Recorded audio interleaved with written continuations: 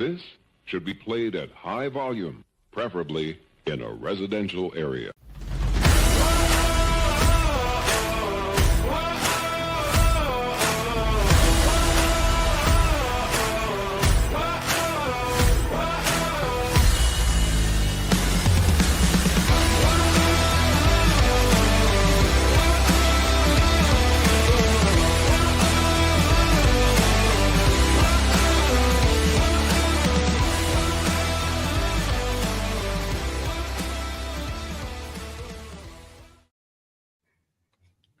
Ladies and gentlemen, welcome to Fourth and Frames. I'm Rhett Manuel here with Drew Scott, Aidan Weingartner, and Kyle Ziegler. As tonight we give you a must-draft player, a bust, and a value based on their ADP for every team in the AFC South. Don't forget to like, subscribe, and review to catch anytime a new podcast or short from Fantasy and Frames drops. You can search for all of our podcasts here at Fantasy and Frames by name wherever you listen to podcasts. And for us, make sure to subscribe to the Fourth and Frames podcast and lock in at fantasyandframes.com for the latest weekly IDP and Dynasty rankings, articles, takes, news and notes. Fellas, it's training camp season, baby. And guess what? Just like that, we've already got clips of Quentin Johnson dropping passes here in training camp, and it's already begun. So I'm going to ask you guys, let's just go around the frames real quick. How we feeling? Drew, give me some early takes from the Rams training camp and what you're excited about so far. Nothing from the Rams yet, but I'm going to confirm some priors off training camp hype that George Pickens is about to have a monster season, and him and CeeDee Lamb are, along with Dak Prescott, are about to go crazy just because he looks great in camp. So that can only mean one thing. Pickens to the moon. That's what that means. That is exactly right. Kyle, anything from the Titans camp of note so far? Or anything you want to point out from the league at large? Well, you know what? I loved Cam Ward's answer today. They asked him today. They talked about the Will Levis being out for the season due to the shoulder injury, and they asked how he felt about it, and I love his answer. He's focused on Cam Ward. Aidan, are you predicting a Josh Allen down season based off of what you've seen in camp so far? No, but I will have one concerning nugget for you. So, per all the beat reporters, Keon Coleman had a terrible first day of camp. He was dropping passes left and right. Couldn't get. I know, right? But I'm not in the breakout, so couldn't get open and was given multiple opportunities to come down with balls in the end zone, which he's supposedly very good at, and he just couldn't do it. But more positive, the Buffalo Bills will be in Hard Knocks in a couple weeks on HBO Max, so I cannot wait for that. Josh Palmer to the moon. Love me. I like his value. Yeah. Yeah. Josh Palmer's a great value this year. But guys, for a couple weeks here, we've been sitting here just getting straight into our must, bust, and value based players. But now that camp's fired up, all of a sudden, we got a mile in news and notes that we need to get through tonight. So let's go ahead and talk about it. First off, Chiefs wide receiver Rashee Rice received 5 years of probation and 30 days of jail time that he can serve during those 5 years for his role in a multi-car crash in Dallas during the 2024 offseason. Aidan, I'm going to start with you. With a suspension likely coming, where has Rashee Rice moved in your rankings? So I haven't formally updated them. If you go to FIF, if you go to our Fantasy and Frame site, but like in my head right now, I was kind of glancing at the other day, potential suspension and all that. I have him at wide receiver 29 right now, and I think his exact teammate, which I'm sure we'll talk about, Xavier Worthy, will obviously hop him.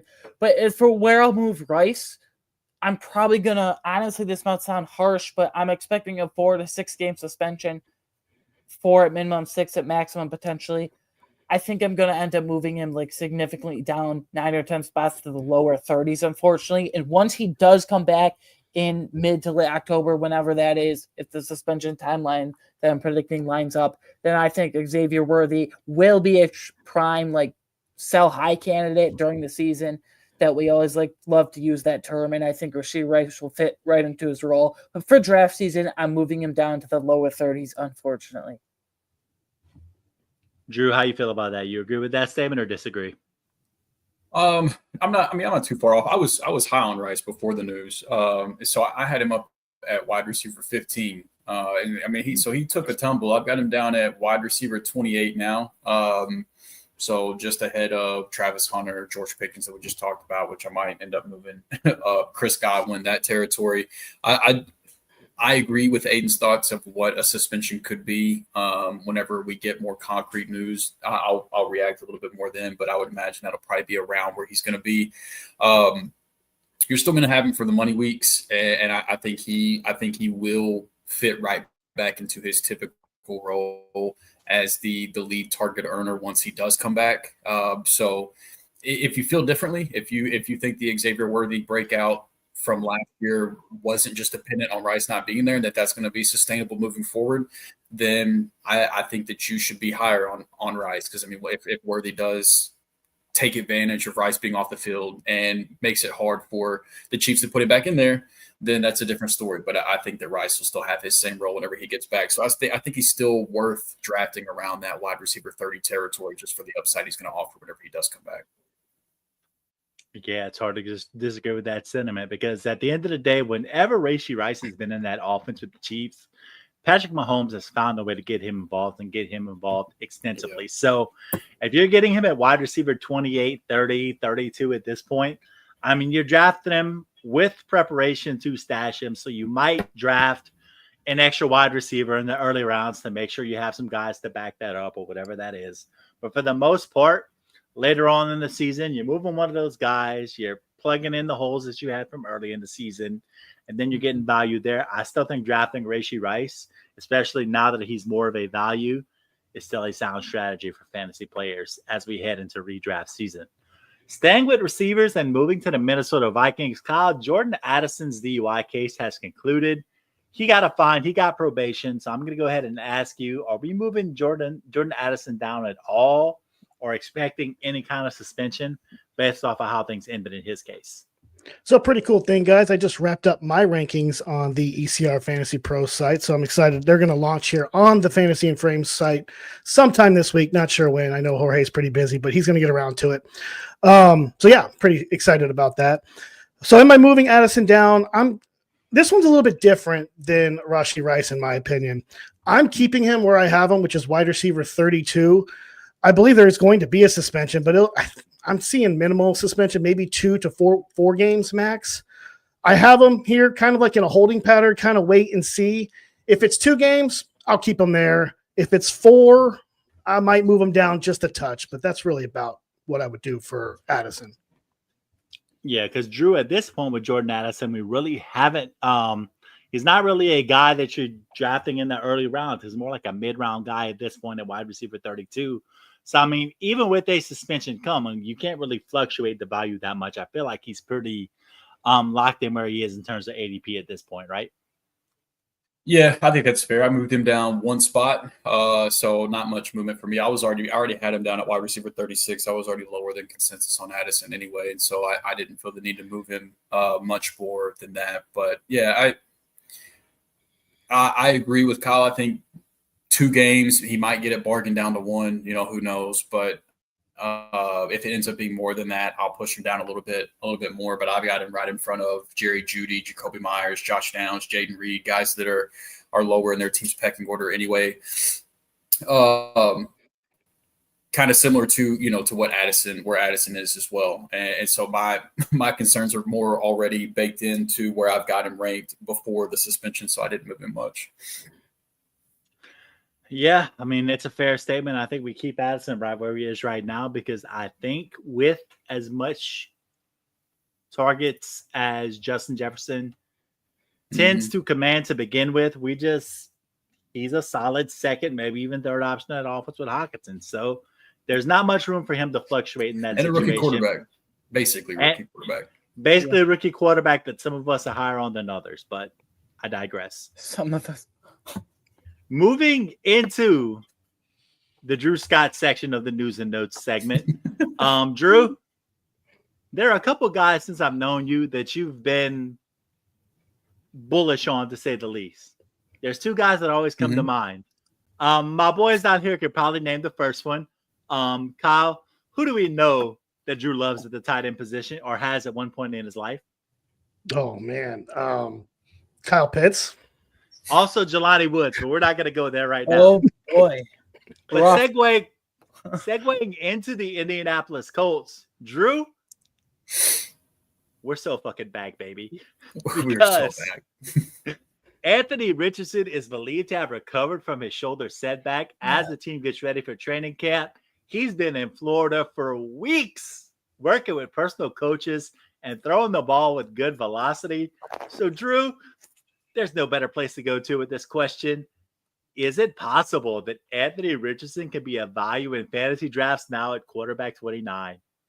Absolutely, he is. I'll say. Let's go. I've got a more expanded take on this at our during our bold prediction portion of the show at the very end. So if you're just dying for an Anthony Richardson take and you're watching this live, you'll have to stay tuned for a little bit. If you're watching the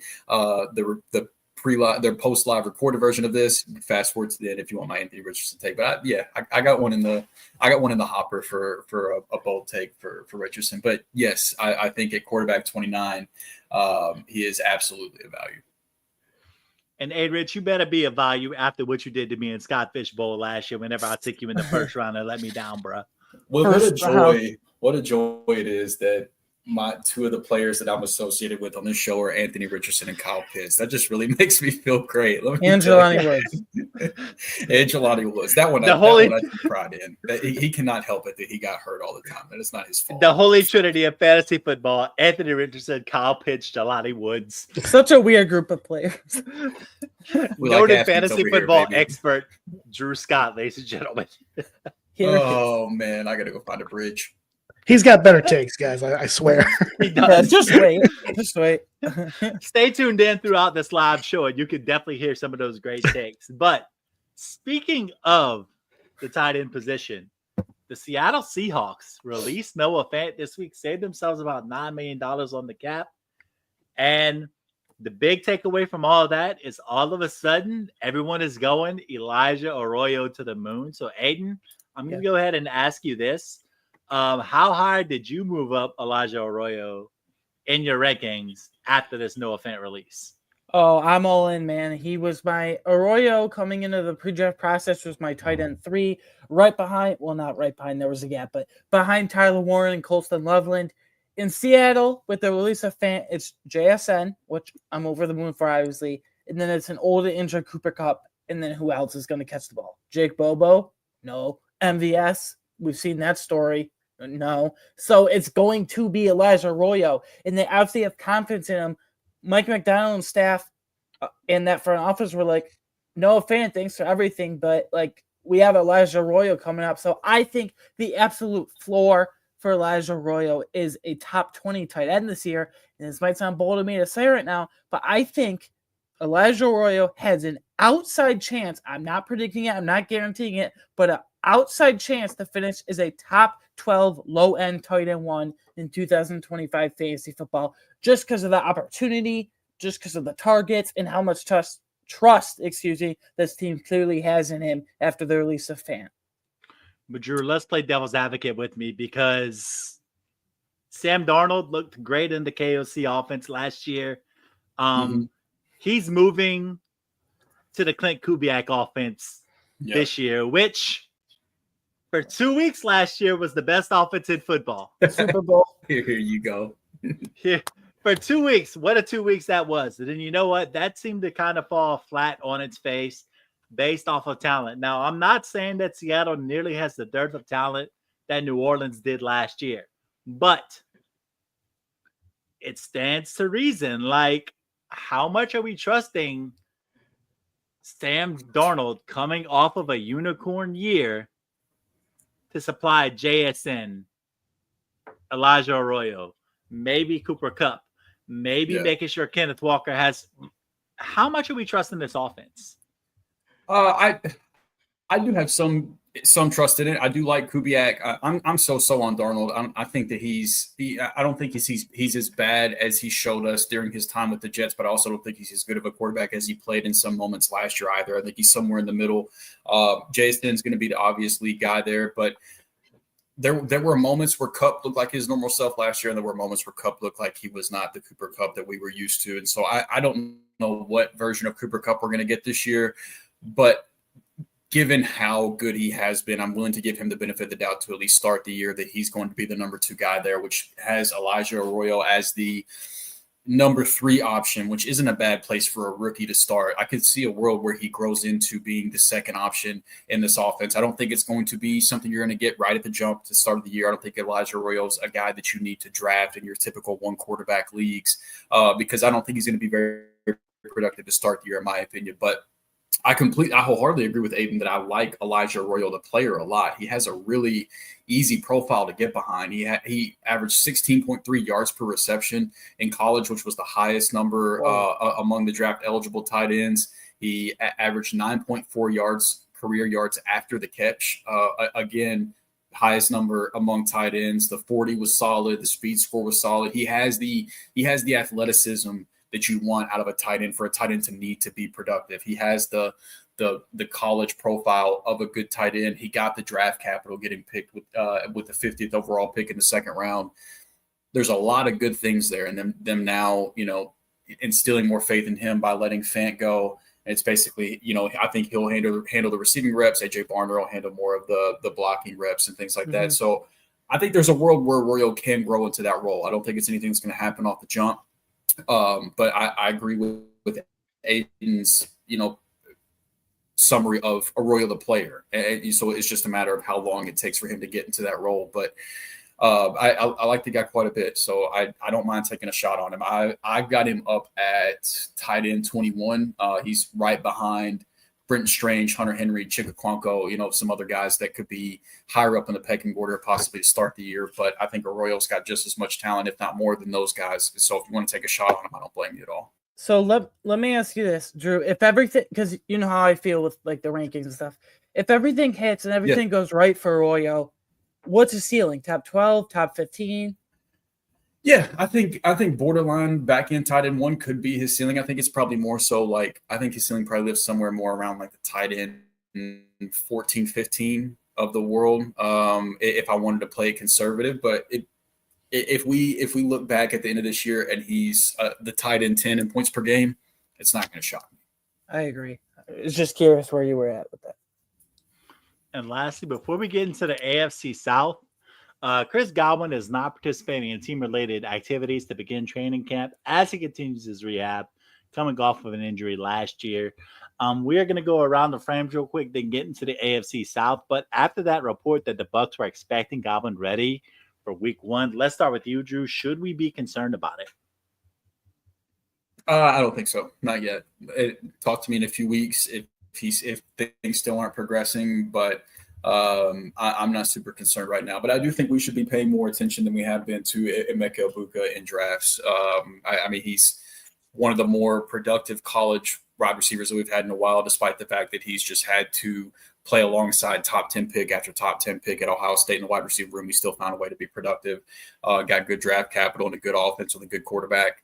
It's not hard to see a world where he hits the ground running immediately if Godwin is slow to start. So I think we should pay a little bit more attention to Egbuka, but I'm not worried about Godwin yet. But talk to me in a few weeks. Tom? A little bit, just a hair, nothing crazy. I kind of see what Drew is, but maybe just a little bit more than Drew. I'm keeping my eye out on the situation. My eye is looking at it because if this thing does linger on into the first week of August, mid-August, then we got a problem. Then it is time to push him down. I have him at wide receiver 35, but like I said, if this thing lingers, then I'll probably end up pushing him down. And to what Drew said about Egbuka, I see a little bit different. I see it out on Twitter, a lot of love for him. And I don't know. I just feel like in Tampa, if anything were to happen with Godwin, they would rotate McMillan and Egbuka. And I'm just not sold on him quite yet. I know he's a great college prospect and he's got a great future, but I do see like a little bit of a shared role there if something were to happen with Godwin. You think they'd spend a first round pick on him to turn him into a rotational guy? I mean, They spent draft capital on Jalen McMillan. Yeah, Why but would they not 19 overall. They he did. plays the outside too. He's like strictly an outside receiver too, and Ibuka plays the slot mainly. So I think if Godwin were to go down, it would be Ibuka. I mean, I get it. I mean, I'm not going to push too hard on. I'm also high on Ibuka too. I should put that out there. But I mean, his college profile, man, is so good. He had over 1,000 yards and 9 touchdowns by his second year, despite playing in that extremely crowded receiver room that I've already talked about. He had a 2.64 career yards per route run, a 0.127 career first downs per route run, both well above the thresholds that typically translate to production at the next level. Breakout age of 19 years old. He's got the prototypical size and height and weight.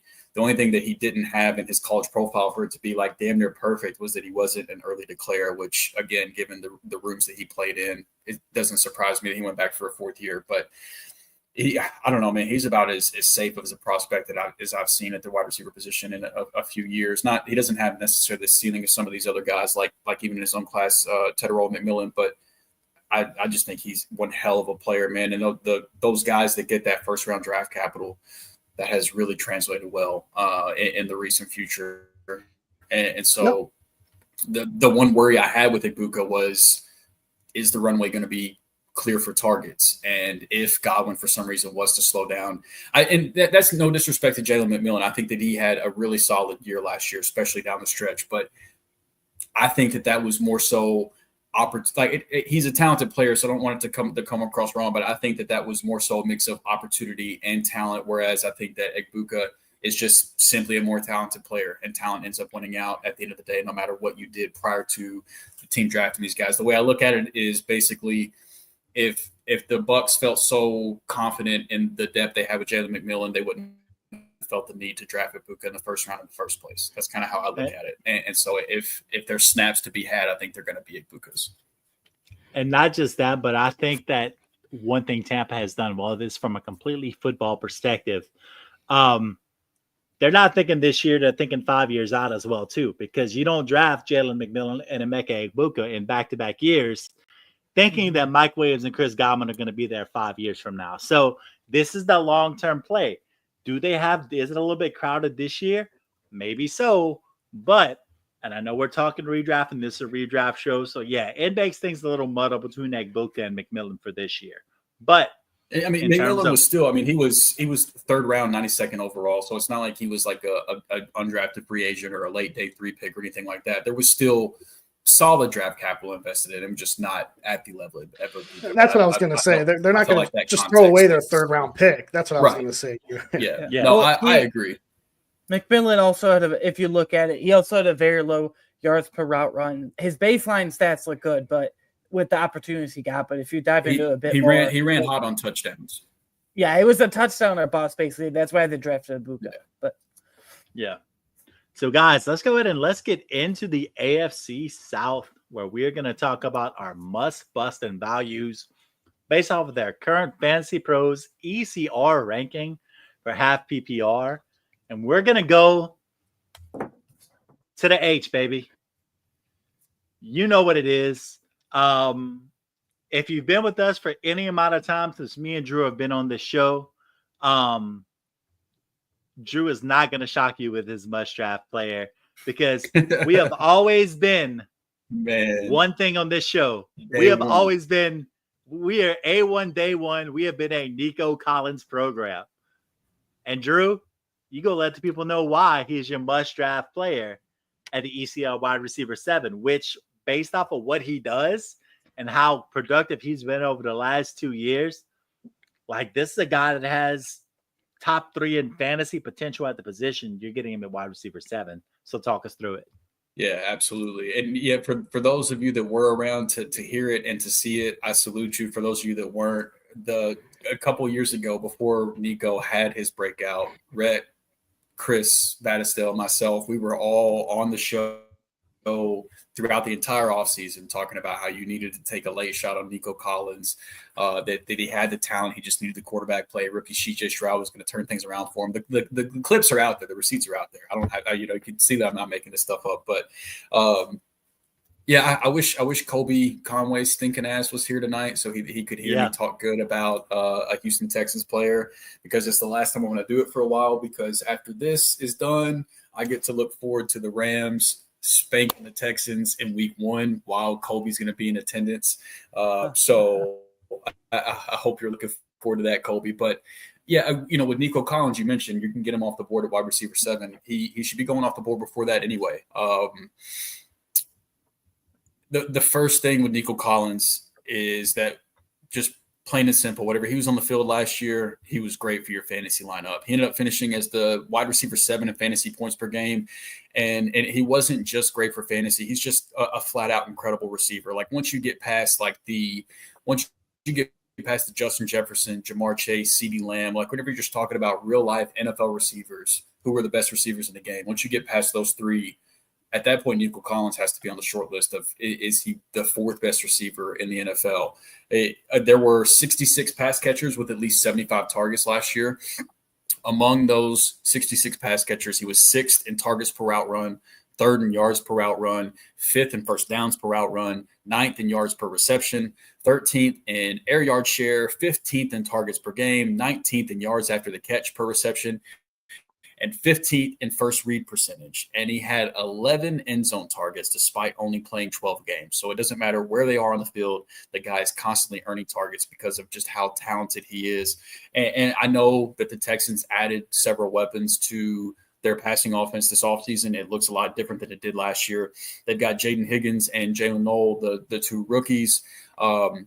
Jaden Higgins, I fully expect to line up out wide across from Nico Collins, and then Jalen Noel will be competing with Christian Kirk. Christian Kirk will probably start the year in the slot. I would imagine that'll be Noel's role sooner rather than later, just my opinion. But I don't see any of these guys being the same level from a talent standpoint as Nico, or challenging his role as the lead guy in this offense. And we have to keep in mind that Nico did all of this last year in what most considered to be a down year for CJ Stroud. So if you're in camp that believes that we get a Stroud bounce back this year like I am, I don't know how you can be excited about Nico Collins. So Fantasy Pros ECR has Nico as the wide receiver 7. I've got him 1 spot higher than that at wide receiver 6. He's a must draft for me this year. And if I'm picking in the back of the first round, he's one of my favorite targets right there at that like 11th, 12th pick, and then wrapping it back around with with a running back or even going receiver. But if I'm picking in the back of the first round, Nico's toward the top of my list. Yeah, dude. And look, here's the thing that I love about Nico Collins this year is that we talked about heading into last year what this offense looked like. There was high expectations for Tank Dell. Stephon Diggs was brought in, all these different things. But what we are seeing, and here's a big difference, is with all these new faces. Yeah. Nico only had a 24.8% target share last year. I say only because there were a lot of guys to go around to. He had a 67.6% snap share. He only ran 344 routes in 12 games. He only had a 76.4% route participation.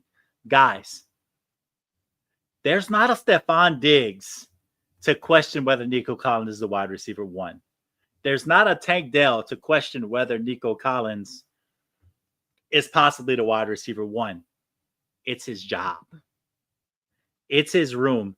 He's going to have, if healthy, a 90% route participation this year. Yeah, right, it's a health question. But the room is cleared out. That's the risk you take. Everything is wide open for him to smash this year, but it's a health question, and we don't draft based off of health. Because if we account for health, whether we account for potential, then we're losing out on a whole lot of guys because anything can happen to anybody. Absolutely. Completely agree, man. And we got a good segue here. Nick Chubb bounce back year. Maybe that has something to do with the bus pick that Aidan's about to have for us. So I'll let you guys expand on that a little bit. But Brandon said he's going to be at Texans training camp next week. So he'll be able to get some good looks on how the Texans are looking in camp. But stay in touch with us, Brandon. Stay in touch with us. We want to hear it. Nick Chubb bounce back year. Rhett, I'm going to take your job for a second just because I was controlling the questions here, the comments. But them signing Nick Chubb, is that anything connected to you having Joe Mixon as your bust pick, or is it more than that? That's definitely part of it. It's a small part of it, but it's still part of it. Joe Mixon, first half. So let me preface it with this. He currently sits at RB20 in ECR right now. I don't think just like that's some terrible ranking, but I don't think at any point Joe Mixon is someone you take and be like, oh yeah, this guy's going to carry my team in one specific week. First half of the season last year, he came out of the gate. He was awesome. Mainly because that passing game, as all the receivers got injured, it just wasn't there. In the second half of the year last year, for whatever reason, everything dropped. All his metrics dropped. All his efficiency dropped. His touchdown rate, everything dropped for whatever reason. And then this year, Joe Mixon doesn't really catch passes. So who do they draft that has immense reception upside? In my opinion, at least, Woody Marks. So that's going to be his job. So I think Joe Mixon's workload could lessen between Woody Marks' pass game ability and the mystery that is Nick Chubb. If it's great, if not, oh well, whatever. But my main point I come back to is picking Joe Mixon as a bust candidate. Again, I don't think he's ranked horribly in ECR right now, RB20. This is just more about the player and how I feel his outlook for this season heading into this year. I go back to the Texans invested significantly in this passing game. They clearly want to get back to C.J. Stroud throwing the ball all over the field. They don't want to have a scenario again where they have to have him throw to Xavier Hutchinson's of the world and John Mechie's of the world. What do? They acquire Christian Kirk via trade from the Jaguars. They draft both Iowa State wide receivers who I really love, in Jaden Higgins especially, and Jalen Knoll. So there's like 4 wide receivers deep, compared to last year where when everyone got injured, you had nobody. And I think that C.J. Stroud is going to have one of the biggest fantasy bounce backs that we've seen in quite some time. I'm very bullish on Stroud this year. I think they're going to get back to the passing game, and they echoed that, and they clearly agree with me. D'Amico Ryans and his staff investing significantly in this passing game. And I'll end up with this, guys. The offensive line still isn't great. It's improved a little in the pass blocking department. In the run blocking department, though, for Joe Mixon, it's pretty much the same as last year. So I don't see that really improving. But, yeah, that's kind of my thesis on why I think Joe Mixon would be a bust. I kind of got passionate there, but just truly how I feel. And Kyle, I'm going to jump straight to you because Aidan brings up a good point about CJ Stroud, and he's your value pick at quarterback 19. So I'm just going to go ahead. I'm going to let you break it down a little bit. But he mentions the Texans run blocking situation, maybe the running back situation being a little bit up in the air with Nick Chubb. We're not knowing who he is. Joe Mixon and Dameon Pierce both being on the PUP list this week, as Brandon says. Woody Marks being a rookie with pass catching upside. So, Kyle, is your CJ Stroud value, number one, A, based off of a bounce back, and B, are you seeing this team maybe being a little more pass happy than people are anticipating this year? Yeah, definitely. I'm seeing him going back to his rookie numbers and definitely probably improving on that. Quarterback 19, I have him at quarterback 17, but it just goes to show you, man, how deep these quarterbacks are in fantasy. And take a note of this. You don't have to have a Josh Allen, a Lamar Jackson, a Jaden Daniels. You don't have to spend that early pick because Stroud at quarterback 19, who's set up for a major bounce back season, could really outperform that ADP. And yeah, he definitely disappointed last year, finishing quarterback 18 in fantasy, but I'm just calling that a sophomore slump. A lot of it was due to the injuries to the receiver spot that Drew mentioned. Nico Collins in and out of the lineup due to that hamstring. The offensive line was in shambles, that Aidan mentioned. Stroud was sacked second most in the league, 52 sacks, but only 5 of those sacks were considered his fault due to his own decision-making. They addressed the offensive line. I know that Aidan just said that he doesn't think it's much of an upgrade, but they completely overhauled the unit. New offensive line coach as well. They promoted the offensive line coach. They did lose Laramie Tunzel, though, in a trade, but they did bring in Cam Robinson to help protect C.J. Stroud's blind side. They added to the receiver room with Tank Dell being on the shelf. They spent high draft capital. Drew talked about that, the second and third round picks on Higgins and Knoll. If Stroud can get back to what we saw as a rookie, I do think he's got top 5 upside at the quarterback position. He just, you think he could still get to top 5 because the problem is he just doesn't have rushing. That's my only reservation with that. And dude, here's the thing though, is you talk about the rushing upside, and CJ Stroud not having that rushing upside that other quarterbacks might have. You mentioned somebody like a Josh Allen. We mentioned a Lamar Jackson. You look at the fact that last year, C.J. Stroud only had 233 rushing yards, and he didn't have a rushing touchdown. The threshold for C.J. Stroud to be a top 5 quarterback is he has to have a Joe Burrow type season. Like, that has to be what it is. There's no other way around it. That's the path. So if that happens, and in my mind, top 5 is a big ask because Joe Burrow has a very, very unique situation where he has 2 top 12 receivers in fantasy. He has a terrible defense. He has a running back that he can lean on who has some pass catching ability. Like, there's a lot of things that Joe Burrow has going for him on the offensive end. With that bad defense, it's just a unique situation. The Texans are, by all intents, built much more effectively to win actual football games. So the path to get there is difficult for Stroud, but if everything falls in place, I mean, it's possible, but I think top 10 is a lot more likely. And at quarterback 19, that's still a good value. Exactly. Yeah, you're right. No. Yeah, you would have to have a horrible season and not produce on that QB 19 value. So. And Stroud does have a number 1 receiver and then a number 2 receiver named Higgins. Connecting the Cincinnati dots a little bit there. I like it, Brandon. Good call. Playing the name game a little bit. That's all you need is just good named receivers. That's actually what's been holding Stroud. That's the secret. Yeah. So, guys, let's move from Houston and let's go to Indianapolis. And while we're at it, guys, here's what I want us to do. Let's dim the lights. Let's light the candles. Let's get a good bottle of Shiraz and let's pop the bottle. And let's turn on the Barry White and get into a little master debation. Because right now, we are going to talk Jonathan Taylor. Because there are 2 of us here in this room, one of us being Kyle and one of us being Drew, that we have very, very different opinions of what Jonathan Taylor could potentially be in 2025. So I'm going to let you lead it off, Kyle, because you have Jonathan Taylor as your must draft as the ECR running back 8. Drew, I'm going to let you rebut. And then Aidan, I'm going to let you finish. See what I did there? And let us know who it is whose side you're taking and which one of them has a better argument. Well, to be clear, there's really no other Colt that I want from this offense but Jonathan Taylor at running back 8. He's one of those rare 300 carry backs. Last year, he finished RB12 in 303 attempts in rushing attempts. Taylor's active in the receiving game as well with Daniel Jones under center to start. He'll be even more involved than he was with Anthony Richardson. 2021, Saquon Barkley, when he was with the Giants with Daniel Jones, caught a lot of balls. He was near top 10 among running backs in receptions. 2022, he was RB8 in receptions. So Taylor should be featured a lot in the passing game.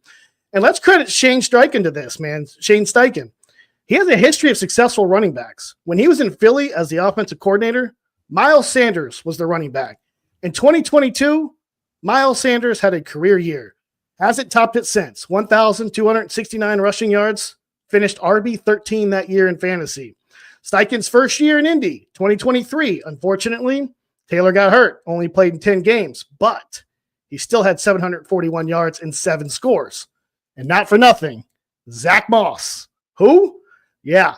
Backing up Jonathan Taylor that year. Guess what he did? Career year. 794 yards on the ground. And last year, of course, we know what Taylor did. Finished RB9.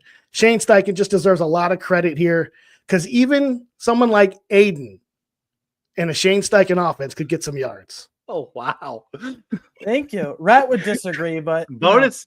If I were judging this, bonus points for the Aidan slam at the end. But Drew, go ahead and give us the argument on why you think Jonathan Taylor is a bust. So a lot of this really came down to a process of elimination whenever I was looking at the Colts' relevant fantasy options. Neither quarterback is being drafted high enough for me to even consider them as a bust. I think that both Josh Downs and Michael Pittman are appropriately priced or maybe even a little undervalued. And outside of Pittman and Downs, we shouldn't be drafting any of the other receivers anyway. It's not worth calling any of them a bust. And I'm actually slightly ahead of ECR on Tyler Warren at tight end as well. So that left one player. And even though I don't hate Jonathan Taylor, I am slightly lower than consensus. The Fantasy Pros ECR, as you mentioned, has JT at running back 8. I've got him down at running back 10. Prior to last year, when JT has been healthy, he's looked like one of the best pure runners the NFL has to offer. Kind of like a Nick Chubb-like.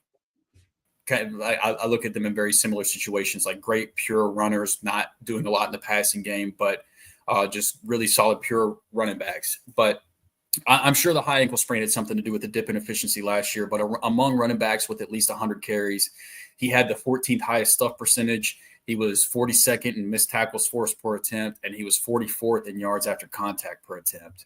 And JT paying off on his draft costs basically depends on him being an efficient running back that can also break off big plays, because he's not going to give you much of anything in the passing game. I know, Kyle, you mentioned the success Saquon had in the passing game with Daniel Jones at quarterback. And I'd like to think that that's more so to do with just Saquon Barkley, the player, and how good of a receiving back he is. Whereas whenever you look at Jonathan Taylor, he's only had one season over 40 targets in his career. And last year, among 45 running backs with at least 25 targets, he was 44th out of 45 in targets per route run, 43rd out of 45 in yards per route run, and 37th in target share. He's just not a pass-catching guy. And I think the most likely scenario is that JT continues to handle the majority of the carries at snaps and scoring situations, and rookie DJ Giddens, who is more of a serviceable pass catcher, will handle the pass-catching snaps. And then at that point, you're basically betting on a two-down running back and a bad offense, regardless of who's playing quarterback. And then if and when Anthony Richardson does take over, then you've also got to deal with the fact that Richardson can be a touchdown vulture around the goal line as well, just with the way he's built and with his profile.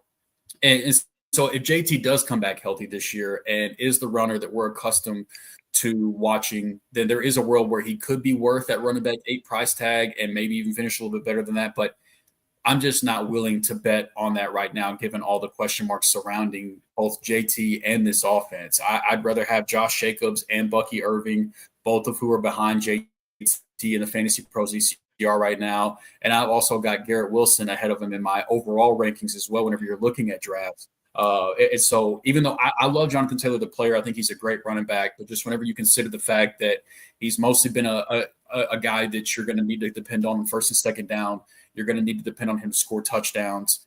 How often is this Colts offense really going to be in scoring position in the first place? To me, there's a lot more ways this can go wrong than right, and I'm not willing to pay up at running back 8. I would rather let somebody else take that risk and go a different route. And so even though I love Jonathan Taylor, the NFL player, as far as a fantasy asset, to me, he's the bust for the Colts based on his current place in the ECR. Well, if I could just do a little quick pushback on what you just said about the offense. Their offense hasn't changed much from last year, and he finished RB9. Which was very heavily carried by the last 4 weeks of the year. All right, I'm gonna have to cut you guys off. Aidan, you've heard both the arguments because y'all can go all night on the back and forth. We will. But Aidan, go ahead and tell me, based off of the argument, Joe Flacco's a better Kyle than Daniel Jones, just for what it's and worth. Drew, enough. Cutting it off. Daddy's mad. Joe Flacco doesn't run and Daniel Jones does. I'm just saying. Drew, stop it.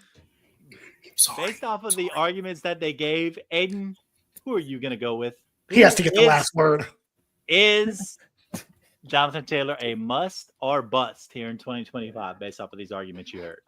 I'm sorry, Drew, but I'm 100% on Kyle with this one. I love Jonathan Taylor's outlook for this year. Kyle mentioned at the top of his opening statement.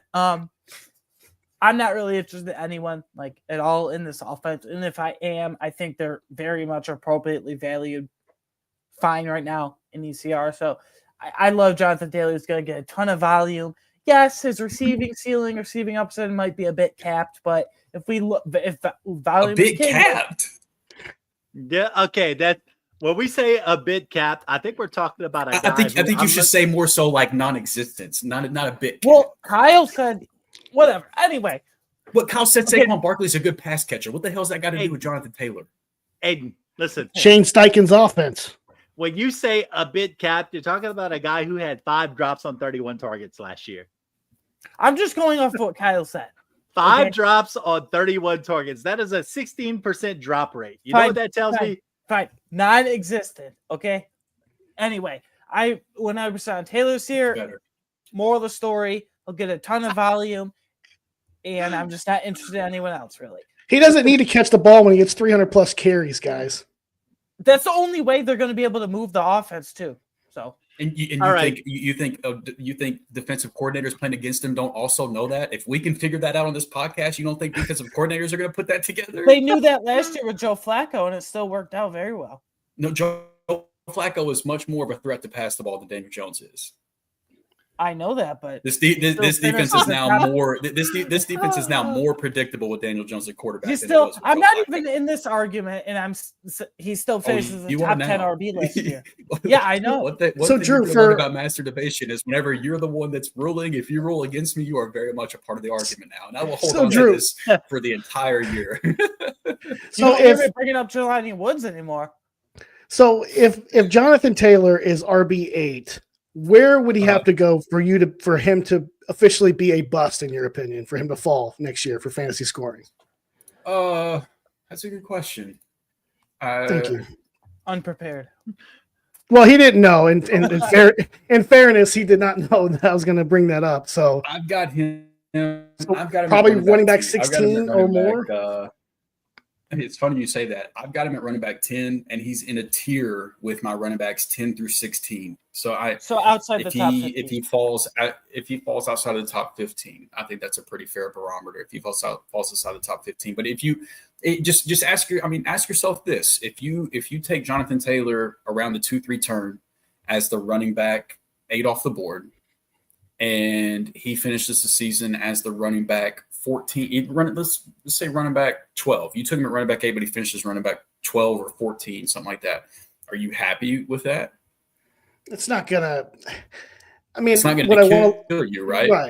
Right. It's not going to kill me. But, yeah, I would hope that he would finish. That's kind of where Go ahead. right. Exactly. You're taking a guy running back 8, hoping that he has the upside built in to have a top 5 finish, a top 3 finish in his bag of tricks. And without the pass catching upside and with the offense not being one that I'm projecting to be very efficient, I just don't think he has that upside. I think you're drafting him pretty damn close to his ceiling at running back 8. And whenever I'm drafting the 8th running back off the board, that I'm not looking for you to return running back 8 value at that point. Like, I'm looking for more. And I just if there was a better quarterback under center, I would be all in on Jonathan Taylor if I knew that they were going to be running the ball, if they were going to be moving the ball up and down the field more often, there were going to be more scoring opportunities. But like, whenever you've got like Daniel Jones and Anthony Richardson have like the 2 worst completion percentages over the NFL over the last 2 years. Like of starting quarterbacks in the NFL, they have been able to compile the 2 worst passers and put them into one quarterback room. And like, one of these guys has got to be the answer.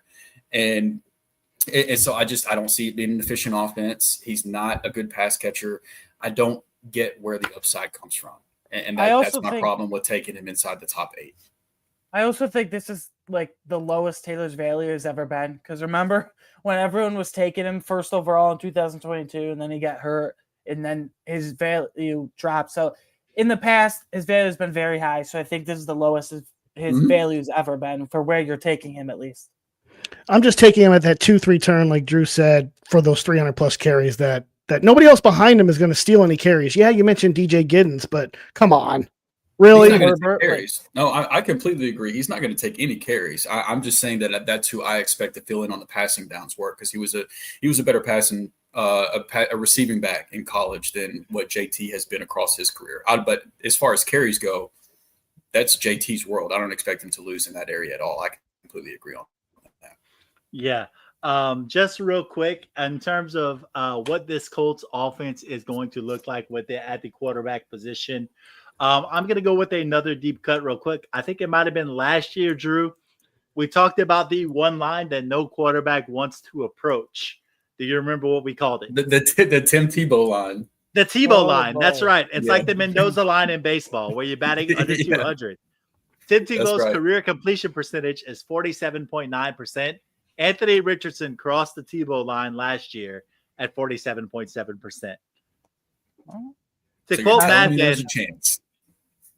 to quote Mad Men, Do it again. not great, Bob.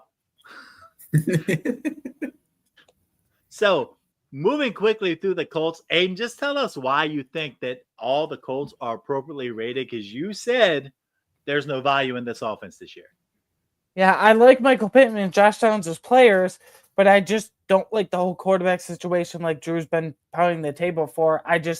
Other than Jonathan Taylor, I keep saying it, I'm not interested in anybody. I understand that if Daniel Jones, will Daniel Jones start the whole year? But two, I understand that Daniel Jones feeds flat targets. You know, he fed a ton of targets to Wan'Dale Robinson last year when he played. So I understand that Daniel Jones likes the slot receiver in Josh Downs, but how valuable are those targets? And then number two, I don't think Daniel Jones will start the whole year. And if Anthony Richardson does come in, he's obviously a fantasy cheat code for his rushing, but his passing is, like, just to put it bluntly, awful. So I just don't understand where, like, the money targets are coming from in this offense. Yeah, but you said it best. The quarterback situation might not be great, but if Daniel Jones is playing quarterback for even the majority of the year, you said it best in terms of values. Draft Josh Downs. One of those three pass catchers, Josh Downs, Michael Pittman, Tyler Warren. Like, Tyler Warren's the tight end 13, I think, and then Josh Downs, Michael Pittman, they're both below, like, wide receiver 40. No Aidan Mitchell. One of those guys, one of those three guys is going to return value.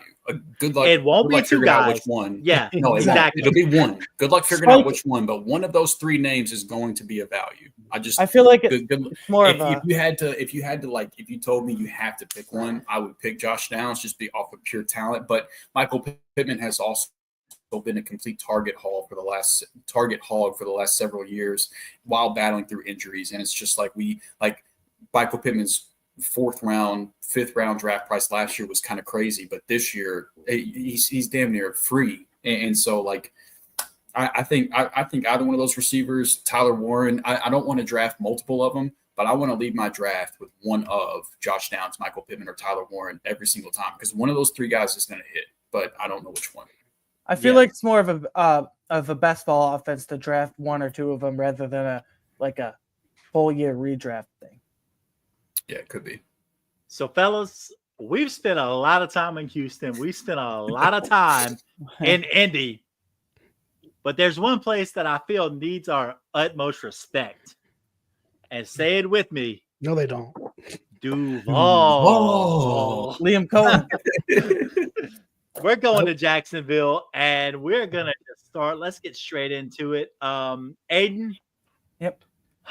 I'm just going to be fully transparent with you. If there is a player that I haven't gotten behind in terms of potential versus production, we're in year 5, heading into year 5 of the Trevor Lawrence experience. Massive expectations, massive contract, massive disappointment. But yet you're telling me he's a value quarterback 18. I'm going to keep an open mind and an open heart, and I want you to talk me into the situation.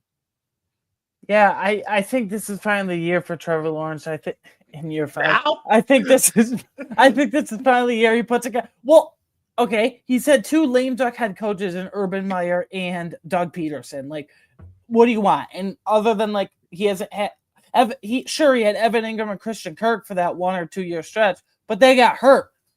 So now he has Brian Thomas Jr. I love BTJ. And now he has Travis Hunter, who by all accounts, Liam Cohen says he's going to play mostly wide receiver, then a tiny bit of corner, but mostly wide receiver. And he's very dynamic out of the slot. So that's 2 elite options right there. And I think Bretton Strange could take a step with the exit of Evan Ingram. Mm-hmm. So what I go back to is Liam Cohen.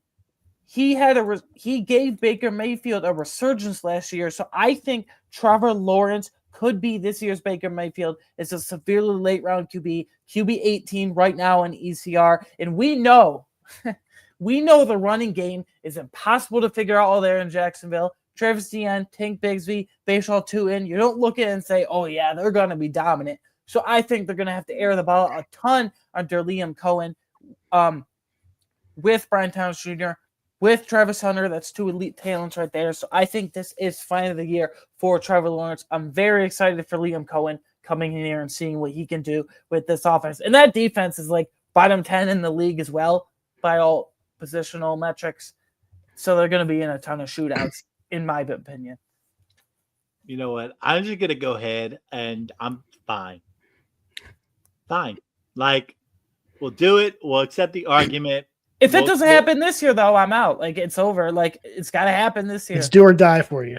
Yeah, it's the vaunted year 5 quarterback breakout that we're all seeing. But Baker Mayfield did it with Liam Cohen, so why can't he?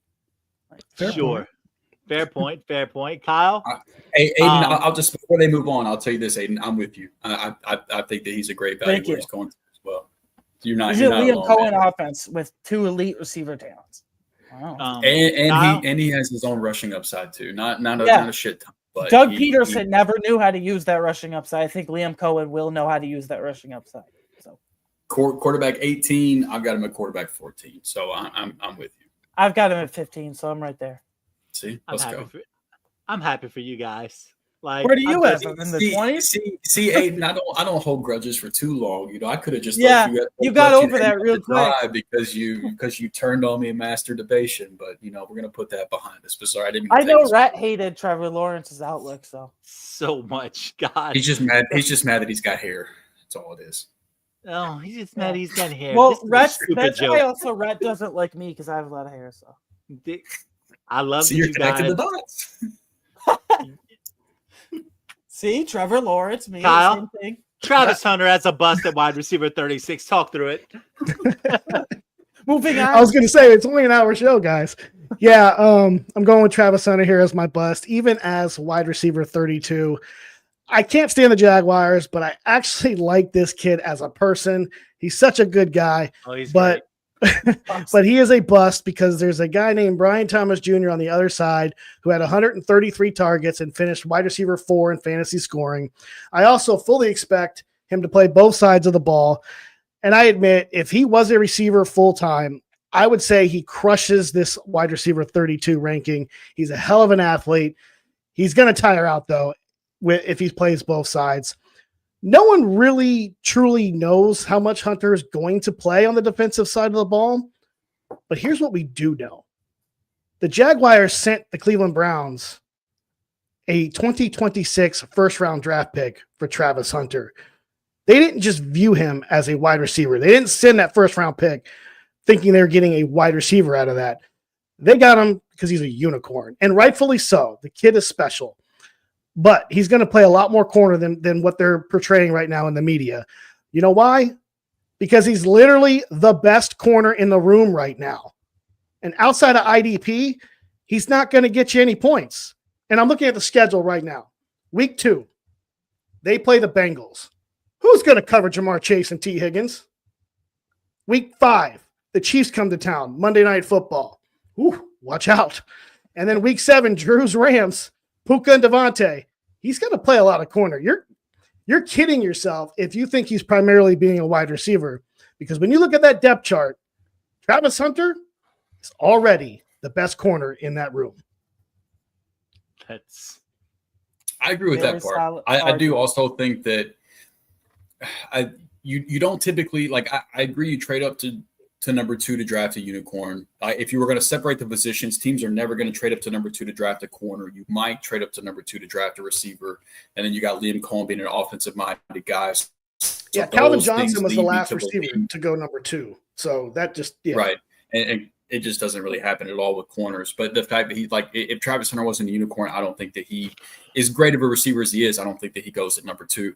But I agree with you, Kyle. I think that I think he's a very interesting case because I do think he plays more receiver than corner, but I think that he does play both sides of the ball. And so then it's like the nightmare of, do you want to deal with on a week-to-week basis, not knowing what his usage is going to look like and things like that too. So even that, like, I don't think the price tag is all that crazy, but there is a lot more unknown. There's already unknown with every rookie. And then now you have this added layer to it. And it's like, do you really want to deal with that headache on a week-to-week basis, or do you just let somebody else deal with it? And so I'm on your side with that one, that I think for now, at least, I'm just going to let somebody else draft Travis Hunter.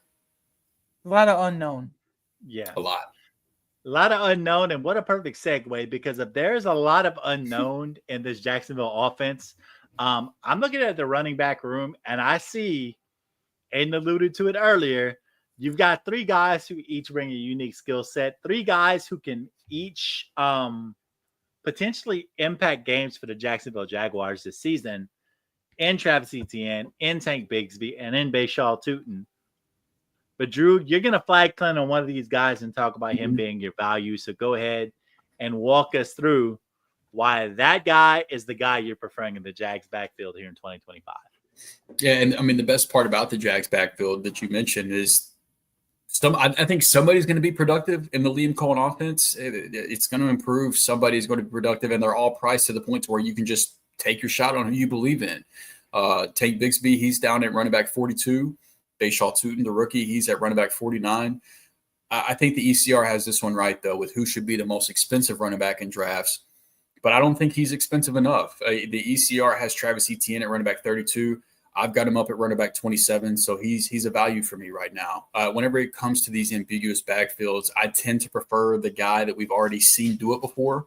And prior to the injury-riddled season that he had last year, Etienne was the running back 5 in points per game in 2023 and the running back 24 in points per game in 2022, while still splitting some work with James Robinson. Now, fast forward to 2024, Etienne, he started dealing with a shoulder issue in week 4 and 5. He had a hamstring issue in week 6, and he just never really looked like the same player that we had come to expect. And it's a small sample, but if we look at the first 3 weeks of the year before injury started to affect Etienne's season, there were 41 running backs that had at least 20 rushing attempts through the first 3 weeks of the year last year. Among those 41 running backs, Etienne was 16th in explosive run percentage. He was 11th with the lowest. He had the 11th lowest stuff percentage, and he was 11th in yards after contact per attempt, all while being 23rd in yards before contact per attempt. So the offensive line was doing him no favors. And just to give you a better idea of how much the injuries could have affected Etienne, he had 5 missed tackles forced through the first 3 weeks. And then he only had 8 missed tackles forced through the next 12 games combined. And so he went from a guy that was breaking tackles at a pretty good level to a guy that was basically breaking no tackles at all after the shoulder and hamstring issues that just seemed to linger throughout the year. And I know it's a small sample, but that small sample doesn't concern me as much, considering he's also shown himself to be a productive player across much larger samples in 2022 and 2023. It's not like that 3-week sample in 2024 is all we have to work off of. And so coming on into the 2025 season, assuming health, I believe he's the most talented running back on this roster. Tank Bigsby, he's fine. He's okay. He's a decent 2-down back, but even in the opportunities he's been given with Etienne being banged up and injured, he's never jumped off the tape as somebody that's just waiting for more carries to be a better play. He's an okay back. Bashaw Tutin, he's a guy I like during the draft process, even before the combine where he blew up. He's got good college tape. He's got some good production, some good marks on his production profile. But and there's a world where I could see him possibly showing up as the year goes on. But I think to start the season, I think that Travis Etienne is the lead back in this offense. It's going to be much improved. I just right now, according to the Fantasy Pros ECR, Javonte Williams is pretty much the only starting running back that's cheaper than Travis Etienne. And I don't think that's a fair reflection of Etienne, the player, and the talent that he possesses, or the improvements that have been made to the offensive line and the coaching staff. And so I think that Etienne is a huge value in drafts right now. And if I'm drafting a running back early that has a little bit more, like if I'm taking one of the rookies earlier on in drafts, like if I'm taking Travion Henderson or RJ Harvey, and there's the question marks of how the early season work breaks out, then I think Travis Etienne is the perfect pair for that. To where if Bashaw Tutin was to break out, it's probably going to be later in the year. I think that Travis Etienne is going to be the guy to start the year. And so if you're a Tank Bigsby guy, I get if you disagree, but I think Etienne is a huge value right now. Well, and ETN, let's not forget, he's just 2 years removed from a top 5 RB finish. So Yeah, absolutely. Yeah, running back. He was the running back 3, right? yeah, in 2023. Running back 5. Yeah, running back 5 in 2023. Yep. Guys, and I hear you, and I respect it. And I was an ETN guy heading into last year. This is still a guy that had on that big season. It was a complete volume-based play because he had 267 touches, 58 receptions. Yes, these are all great things. It was 3.8 yards per carry, and it was also bolstered by 12 touchdowns. Whereas last year, him and Tank Bigsby with Travis Etienne in those first 6 weeks, dominating about a 70-30 snap share, Tank Bigsby outproduced him in total yards in 3 of those 6 games in that first 6 weeks of the season last year. So when they shared a backfield and Etienne had the lion's share, Etienne didn't play. Etienne played injured week 4 and week 5, and then didn't play week 6. He played through injuries. 3 of the 6 weeks he either didn't play or played while injured. So I don't know if that's a fair sample, but okay, it is what it is. I'm just saying that on a small sample, calling him out. I'm just throwing that out there for context. I feel like that needs to be added. That's fair. But at the end of the day, we saw a guy who Tanks Bigsby in that small sample size did end up averaging 4.6 yards per carry last year versus Etienne's, what was it, 3.6, 3.7, whatever it was. Not saying that it happens again. Not saying I hate Travis Etienne. All I'm saying is exactly what you said at the beginning, is that you've got 3 guys who it can be. Yep. And just like the Indianapolis Colts pass catching situation, somebody's going to hit. There's a strong chance that I don't know who's hitting. So I could be avoiding this backfield altogether at the same time. That's how I feel, but that's where I think you should be taking shots. I really should. I really do. I already said I've got ETN high. I've got him at running back 27. And then I've got Tootin the next highest at 36. And then I've got Tank Bigsby buried a little bit. Where is he at? I think he might be 50 something. Honestly, I've got him down there a ways, but yeah, 58. I've got him down there quite a bit. So I'm not a Tank Bigsby guy. There's never been a time I've watched a game and been like, oh, that guy's jumping off the screen. He definitely needs more carries. He just seems very, very average. And I could be wrong on that. I wouldn't be the first time I got a player evaluation wrong, but I think it's ETN to start the year, and I think Tootin is the upside guy down the stretch if you want to go that route. But I think this offense is going to be very much improved with the offensive line changes that they made and the fact that Liam Cohen is just going to elevate the offense compared to Doug McDermott wasn't as bad of a coach. He wasn't as lame duck of a coach as Urban Meyer was, but he was definitely more of like an old school coach where like his offensive systems were not keeping up with the times. He was very much still using a typewriter while the rest of us were using mouse and keyboard. So I think that there's room to grow as far as that goes. And I think that one of these running backs are going to hit because I'm in on Trevor Lawrence. I'm in on the pass catchers. I think this is going to be a good offense. So I think you should be taking shots in drafts at the running back group. And if it was me, I'm prioritizing ETN, and then I'm taking late shots on Tootin now that his ADP's kind of calmed down a little bit since his rise from after the combine. Did you just call Doug Peterson Doug McDermott? Did I say McDermott? Yeah. You did say Doug McDermott. Yeah. My bad. Yeah.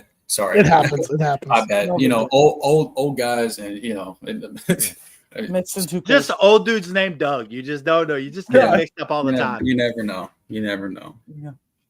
All right, so let's finish it off in Nash Vegas, the Tennessee Titans. Yes. A place near and dear to Kyle Ziegler's heart. So, Kyle, I would be remiss, and I'm just going to switch it up a little bit right now, but I would be remiss if I didn't give you a chance to wax poetic starting off. You're going to give us our value guy, and I'm with you because I've always been a believer in this guy's talent. It's always kind of just been a quarterback situation. Maybe it gets fixed this year with Cam Ward. So talk us through the man, the myth, the legend, Chiggy, can't you see? Sometimes your passes hypnotize me. And I'm definitely getting jiggy with it with Chigga Kongwo, man. He is my value play for the Titans. at tight end 25, guys. Let's be honest. I'm a fan, as you can see in the background. But this wide receiver room, I'm going to say it. It's straight trash. I love Calvin Ridley, but he's really a number 2, suited for a number 2 on most teams. I know he's got 1,000 yards, but I'm not confident with him as a wide receiver 1 on this team. There's real opportunity for Chig to be the second team in targets for this team. I'm not concerned about him losing the job to Gunnar Helm. This should be Chig's into year 4. He's in a contract year, mind you. I love players in a contract year. I feel like there's something brewing here for a breakout too. He was actually tight end 4 and missed tackles 4, showing that he's not a catch and fall down tight end. And from weeks 10 to 18, Chig was top 10 in yards and receptions last year.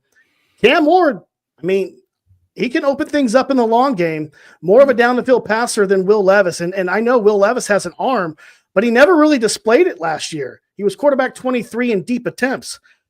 I'm really excited about Cam Ward, who, might I add, had a nice connection in college with Elijah Arroyo, as you guys pointed out earlier. Second-round pick, catching 35 balls for 590 yards, 7 touchdowns for the Kings. I am tightened up for Chigga, man. I'm ready. So what my man is trying to say in a nutshell is ain't no party like a Chiggy party. Too soon? Is that too soon? Maybe not like that. Yeah, maybe, yeah. So you're trying to say free Chiggy. It's what you're telling me, right? Hell yeah. I've been off the rails for 3 weeks in a row now. Yeah, where have you been? At a Chiggy party. What can I say? What the hell, man? I love the call, though. I got Chig at tight end 20. I still feel like that might be a little too low. I've got him right there around Brenton Strange, Hunter Henry, Dallas Goedert, shout out Kyle Pitts. But I like Chig a lot this year. I love the call. Where you can get him is just. I love the callback to Arroyo too. The fact like Cam Ward, how productive him and Arroyo were in college. I think that's a great callback too. And they're gonna move Chig all over the field. Like Gunnar Helm isn't coming in there and doing anything. Gunnar Helm's going to be the inline blocker, and Chig is going to be like the move piece. Yeah.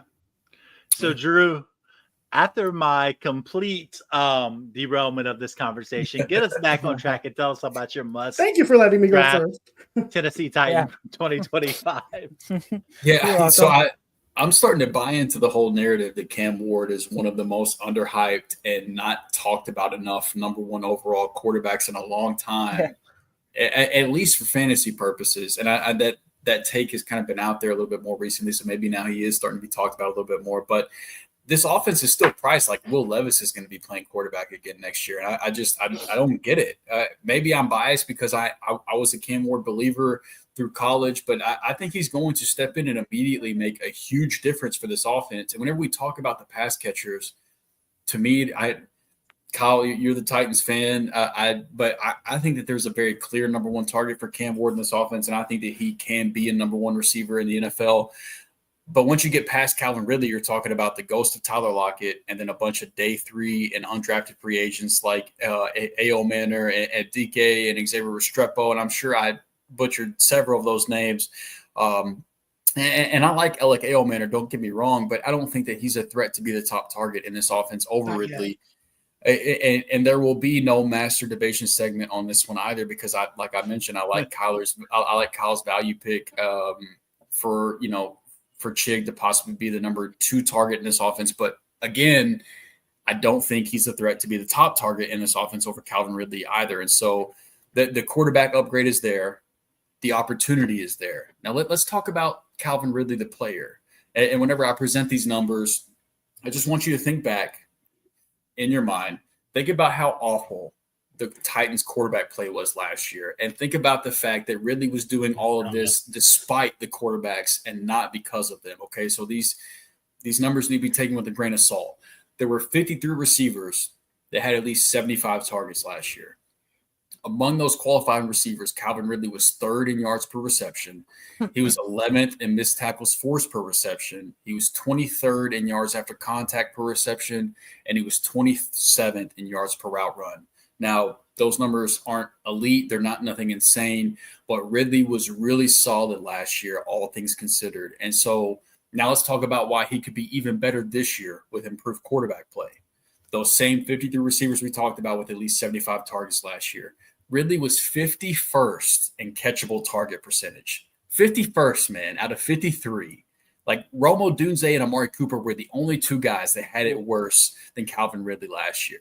And he was also 33rd in design play percentage. So the coaching staff was doing no favors whatsoever in getting him design touches such as screens and things like that, just making things easier for their number one option. And despite being 17th in targets among receivers he had 117 total targets, 17th among receivers. He was 44th among receivers with only 4 end zone targets. And so whenever you consider the fact that he should be getting a lot more catchable targets, the offense should be in a scoring position a lot more often, considering the fact that I think that Cam Ward is going to make them a lot better of an offense, that's going to move the ball more efficiently. There's still plenty of room for Ridley's numbers to improve, and there's not a lot of competition that's been brought in that I think is going to threaten Calvin Ridley's position as the top option in this offense. So the Fantasy Pros ECR has Ridley as the wide receiver 30. I've got him up at wide receiver 23. He's a must draft for me. Well, and Cam Ward, final point, Cam Ward loves to throw the ball downfield, which is where Calvin Ridley thrives. So, yep, 100%. Now, the one thing I just wanted to say, I'm not trying to get completely off topic here, but I love the things you said about Calvin Ridley, Drew. But I just get so pissed off when I mention this, because we didn't pay A.J. Brown. We let him go to the Philadelphia Eagles because we didn't want to pay him. We traded him because we didn't want to pay him. But then we go out and I'm not going to curse, but I want to. We pay Calvin Ridley basically what A.J. Brown wanted. So I just look at it just pisses me off. Stupid. Yeah. A.J. Brown should have been a Tennessee Titans lifer, and that's a damn shame that what happened, but we should not make Calvin Ridley pay for the sins of previous GMs. Kyle, you should storm into their front office and let them have it. Just send them a letter. Shout out, very well written, strongly worded letter. Shout out Treylon Burks getting the Lord Voldemort treatment around here, by the way. And people not mentioning his name whatsoever. Gunner and special teams, best gunner in the league. He who must not be named, Treylon Burks.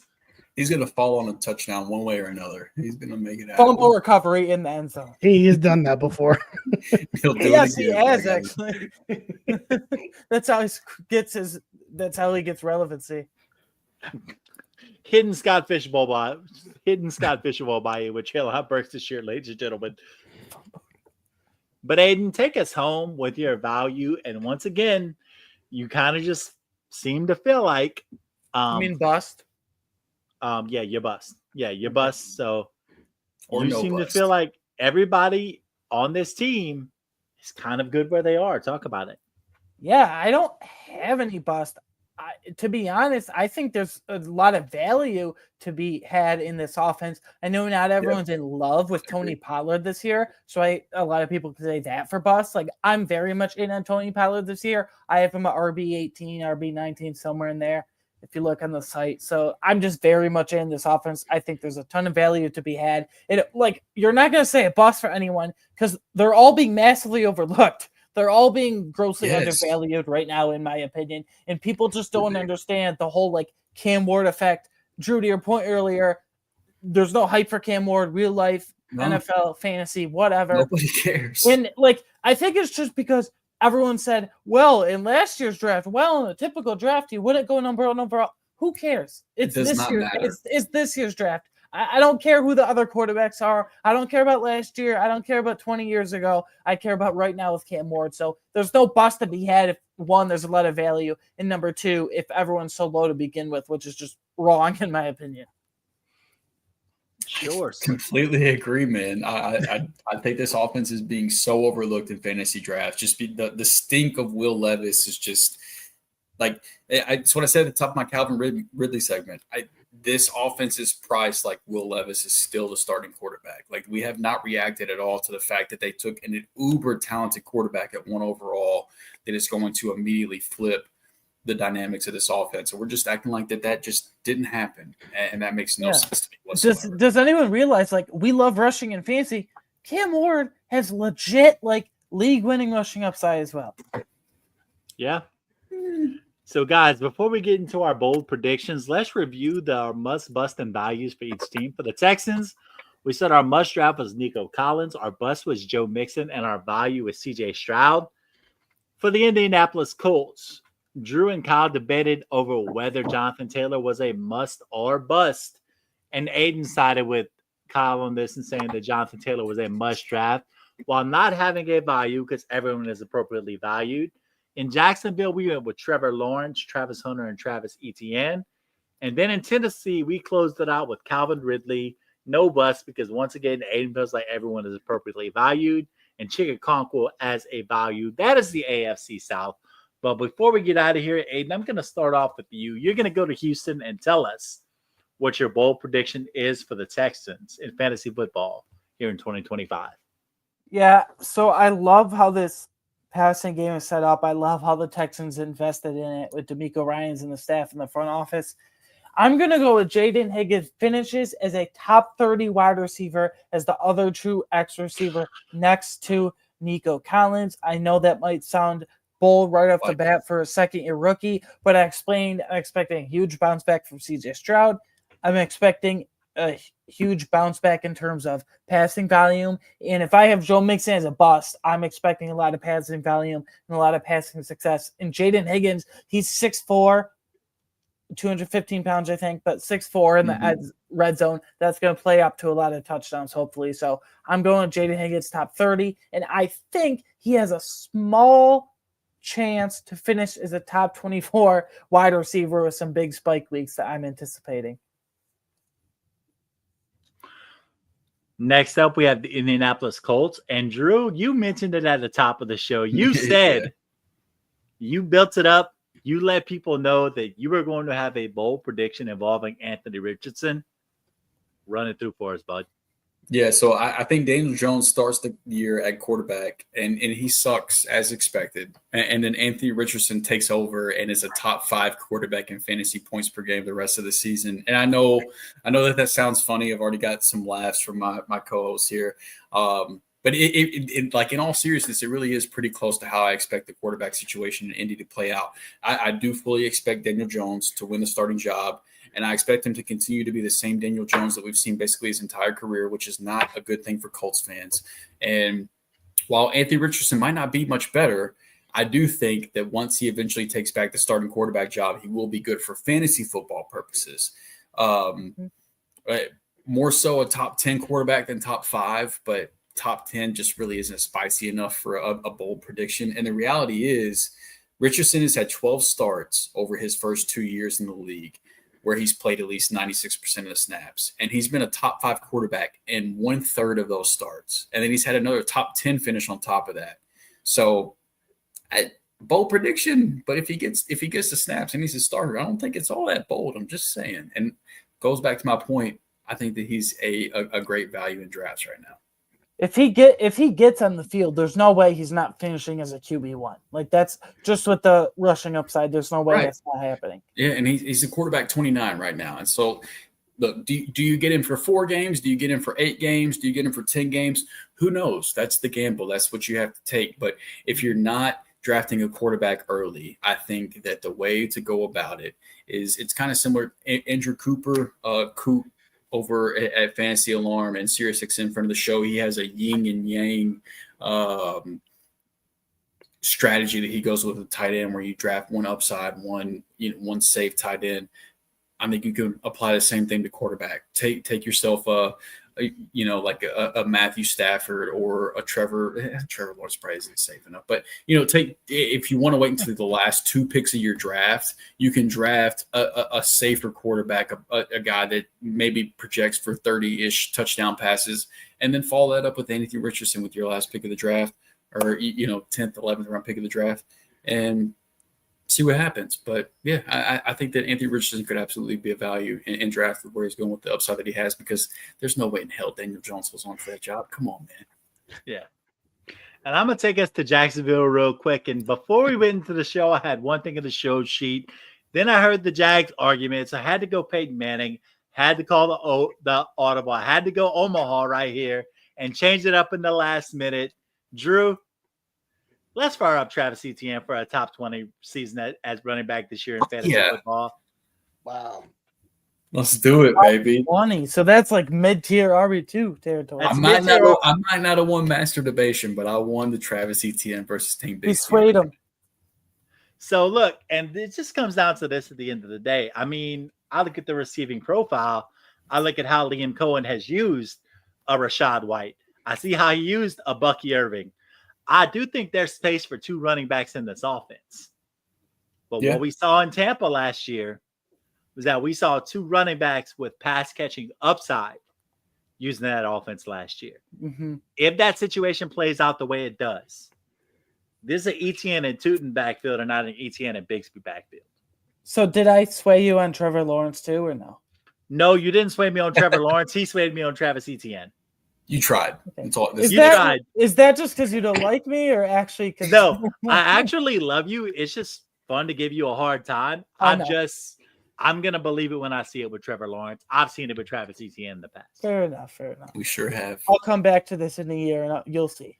All right, fair enough. And Kyle, close us out with the Tennessee Titans and your bowl prediction for 2025. And you can't say that they're going to win the Super Bowl. I will not say that. I'm a realist.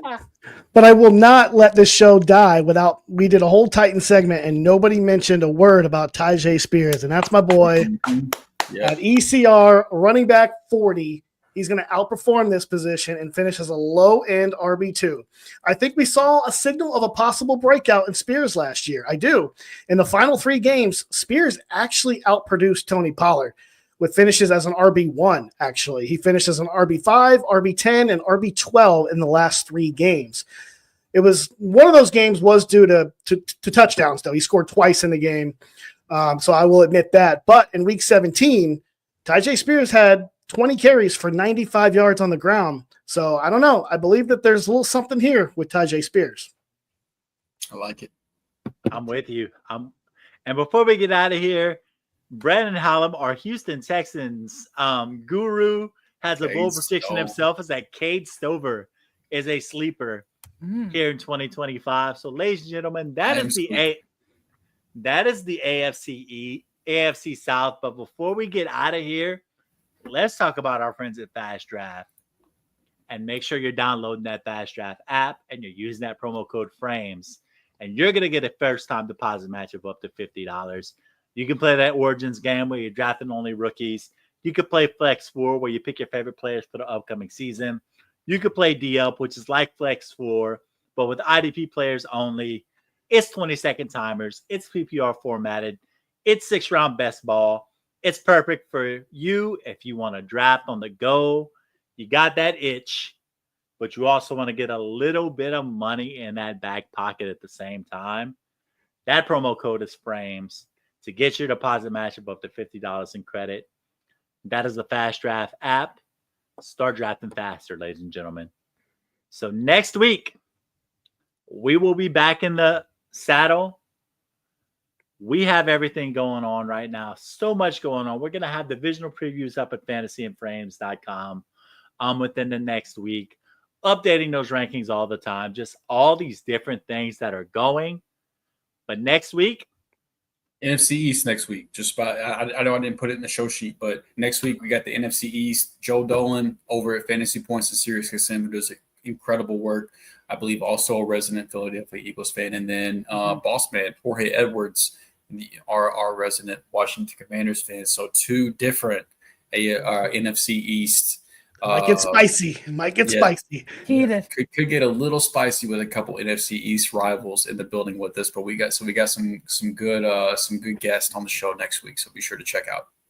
And I appreciate you so much, Drew, for making sure I didn't Leon let that outro at the 1 yard line and picking it up. Got you, brother. And we are Fourth and Frames, ladies and gentlemen. You can find me on X at Armanuel Sports. You can find Aidan at A Weingartner 13. You can find Kyle at KZ1180. And of course, Drew Scott at Drew3MR. Nate Markham at Nate Markham. Us at Fantasy and Frames. With a squad, we are Fourth and Frames. Toodles.